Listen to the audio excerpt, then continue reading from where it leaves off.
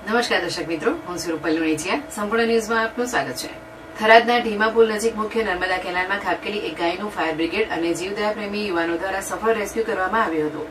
કેનાલમાં પાણીનો પ્રવાહ વધુ અને કાંઠો ઊંડો હોવાથી ગાય માટે જાતે બહાર નીકળવું મુશ્કેલ બન્યું હતું.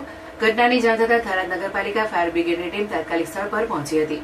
ફાયર બ્રિગેડની સત્તાવાર ગાડી અન્ય રેસ્ક્યુ કામગીરીમાં વ્યસ્ત હોવાથી કર્મચારીઓ ખાનગી વાહનમાં દોરડા સહિતના જરૂરી સામાન લઈને ઘટના સ્થળે પહોંચ્યા હતા. આ કામગીરીમાં સ્થાનિક સેવાભાવી શયણ યુવક મંડળના યુવાનો, અન્ય જીવદયા પ્રેમીઓ અને રાહદારીઓ પણ જોડાયા હતા. સૌએ સાથે મળીને આશરે 1 કલાકની જહેમત બાદ ગાયને સુરક્ષિત રીતે કેનાલમાંથી બહાર કાઢી હતી. ગાયને રેસ્ક્યુ કર્યા બાદ તેને સુરક્ષિત રીતે ખુલ્લા મેદાનમાં છોડી દેવામાં આવી હતી. ફાયર બ્રિગેડની ટીમ અને જીવદયા પ્રેમી યુવાનોની કામગીરીને સ્થાનિક લોકોએ બિરદાવી હતી. ફાયર ઓફિસર વિરમજી રાઠોડે જણાવ્યું હતું કે ગાયના રેસ્ક્યુ માટે ફાયર બ્રિગેડની ટીમે તાત્કાલિક કામગીરી હાથ ધરી હતી અને સ્થાનિક યુવાનોના સહકારથી ગાયને સુરક્ષિત રીતે બહાર કાઢવામાં સફળતા મળી હતી.